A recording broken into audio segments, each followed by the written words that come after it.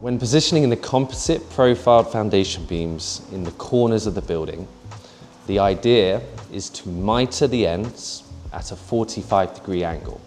To assess which way to make this cut, you should start by offering up a full length, hard up against the inner corner of the building.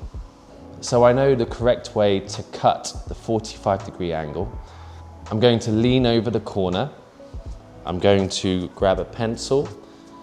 I'm going to slowly move the composite beam out from underneath and draw a rough 45-degree angle from corner to the end.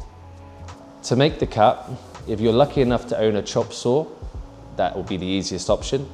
But if not, of course, a hand saw will do the job just fine. With the angle cut, I'm then going to offer the composite beam back underneath the wall log and repeat the same steps for the opposing corner. As you can see, in some cases, depending on the size of the building you've ordered, the beams are not long enough to span the width or depth in a single length. In that situation, all you need to do is butt joint the end of one to the other until you reach the other side of the building.